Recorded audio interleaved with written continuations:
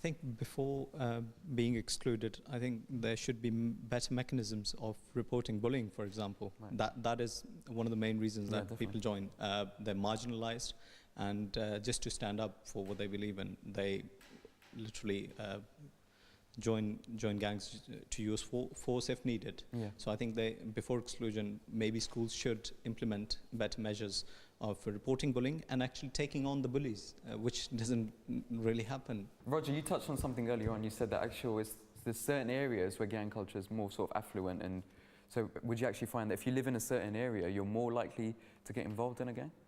I think you find that street gangs come together in relatively poor areas, and the fact that ownership of an area or territory, the classic postcodes, that's a sense of maybe over a number of years there's been a loss of community in the UK. The neighbours don't look after each other. There's a sense that it's a challenge when you're a young person and you're looking for friendship, for respect, opportunities. Maybe that's in your own local area, your own territory, your own turf. So that is probably the way you end up for some young people. But we must remember it's the small minority, about 6-7% who join gangs. Why is it that 93% don't join gangs? Yeah, that's a good question. Roger, I just wanted to touch on, in your own personal history, you've had an involvement in gangs as well. Could you just briefly explain that? How was that for you? How did you actually get out of that once you're in it as well? This is a long time ago, obviously, you can tell by my grey hair.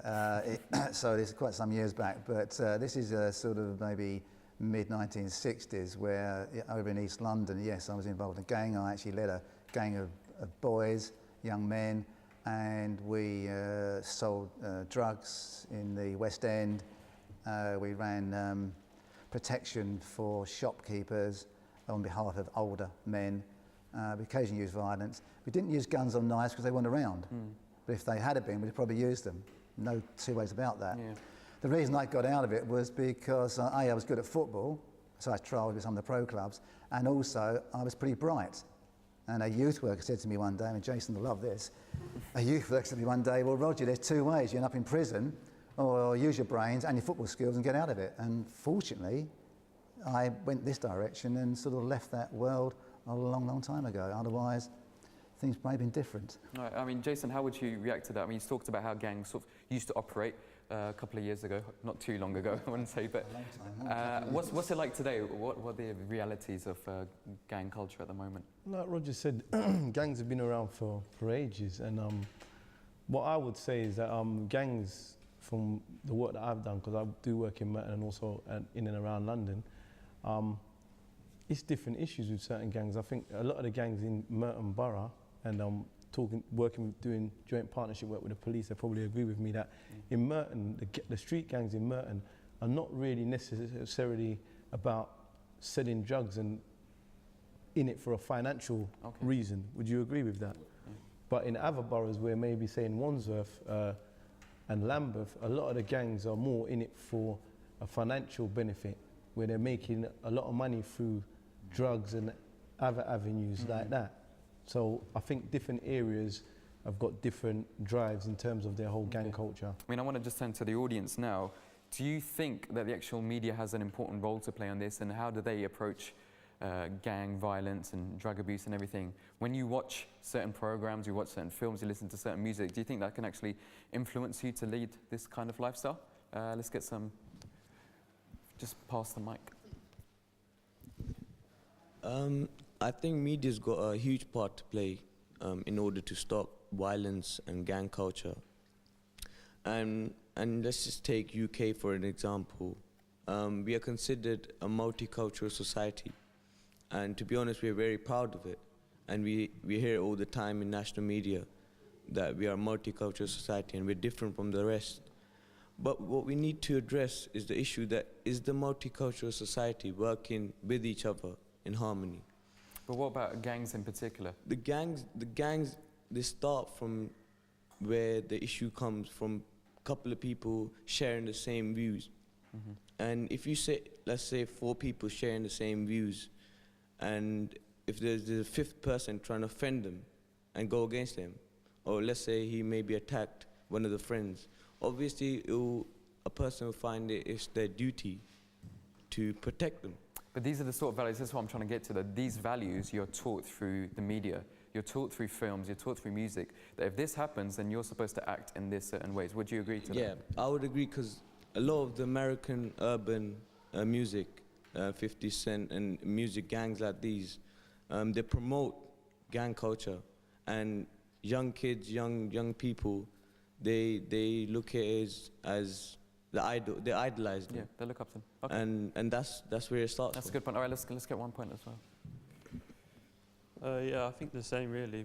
When you watch movies, you see that gangs are always promoted in a good way. The gang is always the main role. They do the best things. Everyone likes to see these people. But then when you watch the news, you see the complete opposite view. Right. That it's overdone way too much. Every day, this gang did this gang did this. And you begin to sympathize with the gangs really, instead of like going against them and thinking this is wrong. And when you listen to the music, you think, okay, you don't really listen to it that much, but psychologically these words are entering into your head and you start to believe them.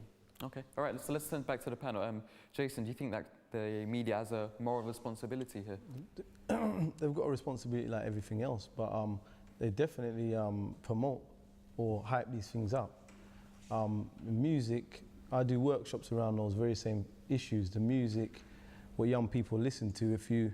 I've worked with young people in South London, North London, East, and I always say to them, while I'm running sessions, they might have their phones on. Yeah. And I say to them, I say, go on.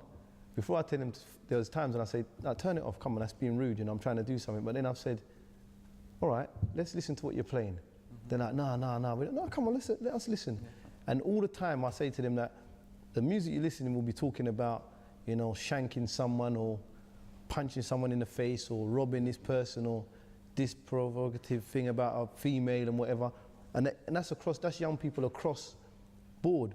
So I think what people need to do, and a lot of the youth services are starting to do it now, is educate young people to understand that a lot of these people, these rappers and film industry people and stuff like that, they don't even live those lifestyles that they portray to be real. And I think that's where a lot of young people get led astray. As we touched on about the families, if you haven't got strong family backgrounds and moral standards, then these people look at these people's lives and it looks so glamorous and nice, and we see in magazines and stuff like that, and we think, wow, I want to be like that, I want to have money and look like these people, but they ain't got the ground in education to know that these things that these people are portraying is not right, and also it's not even real. They're not even really like that. They're using it as a marketing tool for an income. That's true. Sergeant Ian, how would you respond to that? What's the role of the media in all of this? I just want to hook up with the comment that which the gentleman in the red jumper here made. You said that you felt sorry for the gang members. Is that because they're getting assaulted and shot at, or what was the... I think sometimes they're just misunderstood. Like the guy was saying that sometimes these people are not even really gangs. They're just like harmlessly being there. And every day you see, okay, this gang's done this big problem. They really overemphasize it, like a small crime will be portrayed in a big way, and this guy's reputation will be completely destroyed. So in this way, you could kind of feel sorry for the guy. Like, obviously, sometimes you think this guy was...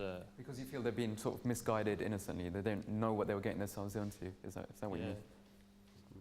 Okay. But yeah, in terms of the actual media representation, on one hand, you've got the news, which is sort of hyping it up so much in a negative light. And then on the other hand, we've got sort of films and music which glamorize this lifestyle. So how do you find that balance when you're getting... I think the media have got a difficult job, haven't they? They've got the need to inform people accurately about what's going on, and clearly there's a public need to know if an individual has been murdered. Of course, and from our aspect, sometimes there's a spin-off from that in that we may need to trace witnesses or get further information about it. But I think there has to be a balance, and sometimes I would agree that yes, the balance does seem to be rather towards the over-publication, if I can put it that way, of crimes which, were they not committed within a gang environment, probably wouldn't have made it to the media headlines. Okay. All right, so if I speak to people who have sort of been marginalised and are in danger of joining gangs, how can I convince someone that it's not a good idea to join a gang? Because they're going to be looking at these gang members and maybe they're making money out of it. they're getting a bit of street respect out of it as well. It seems fantastic. So how do you actually convince them that this is not the best path to actually go down? Roger, what would you? That's very difficult, isn't it? I mean, it depends. You know, as I keep saying, it's only a minority of young people who join gangs. The majority of young people lead perfectly okay lives, get jobs, may go to university elsewhere, and grow up as good citizens. Okay. A minority don't, but it doesn't mean to say they, in a sense, can't be saved. It depends on influences, doesn't it? Where you live, your own situation, your family, as I said before, the family situation, your education or lack of it. So I think your point about the media demonises young people in this country, full stop. The media never talks good news at all. It's all bad news. And the whole notion of, as Jason said, the whole notion of hoodies. Now, hoodies, every young person is a potential street mugger and carry a gun or knife and do terrible, terrible things. Not true. So there's maybe no thought about that. But it's what if that is the case and it's getting younger and younger and they're getting influenced by this, how can we actually give them an alternative view of the world and show them that this isn't the only way to live your life? Sorry, Jason. Yeah, I think we're trying to do that now. I mean, like even with having the police in the schools now to try and build a better relationship, whereas the police and young people, obviously for years it's been at loggerheads. I think that's a brilliant idea that the Met is actually coming to the schools to try and bridge a gap. Identifying the youth workers, because even as you've mentioned, I mean, there was a youth worker that touched his life, gave him an opportunity or give him the idea to think of something different and look and saw the good potentials in what you had, and you channeled those things to make your life better. And I think those are the things, I mean, with the youth service for many years, I think they was underestimated, underrated what they do. They were seen as people that just play pool in a club and whatever. I think they've realised now, society, that the youth workers might have the best relationship with a young person. I mean, it's the only organisation that is paid to befriend the young people. You befriend them, you make a relationship, and then you can... How did you actually get into youth work yourself? Started off through voluntary work. Okay. And through voluntary, it just went from there. But I believe that the youth work, I'm not just saying youth workers per se because I'm a youth worker, but I believe that youth workers have got a very good platform to engage these young people and educate these young people, which we do through a variety of different activities. Okay, all right, just moving to the audience finally on here. When people are involved in gangs as well, maybe you've got friends who have been involved in this sort of activity, this sort of lifestyle, how do you feel you can actually reach out to them and basically explain to them that this is not the best way to be living your life and dealing with things? Have you got any? I believe that just speaking to them, I'm just saying, showing the ways that what you see, how you see in life, and how you think it's going to help you, and explaining that how what they're doing is completely wrong, and showing comparisons, and then I think that's the best way to do the thing about it, just showing differences, how your prospects in the future are going to be, and what their prospects is going to be, and how hard their life will be in the more near future. Okay. Right, so, I mean, do you think that's a good way of doing it, actually? So, like, if you go down this route, this is what's going to happen. If you go down this route, this is what's going to happen, and show different examples of that? Yes, but I think if you're trying to influence a young person, they've got to have some respect for you. I mean, when I came out of my own sort of criminal background, I got into youth work like Jason, and became a youth worker, qualified youth worker, and the rest of it, because I felt that maybe my experiences are quite useful. There's a lot of projects around London which are run by, or part-run by, ex-gang members. I think that's a good way forward. The other point is about mentoring, and it's about sustaining people like Jason here working with young people over a period of time. Lots of programs trying to get young people out of gangs run for 3 months, 10 weeks, and stops. I mean, you're talking about sort of working with them in a sustained way, which doesn't drop them after a period of time. But it's about influence. It's about respect for some individual, an older man or woman, who what they tell you think, yeah, maybe that sounds pretty good. Maybe I should think about that. So I think there's a key area there. I wanted to mention some research done by Professor Pitts from University John Pitts, Pitts, because he's a real expert in this field. And something he mentioned is that when you look at the studies, a lot of people who are involved in gangs are involved in drug dealing as well, and drugs are a whole main element of the gang culture.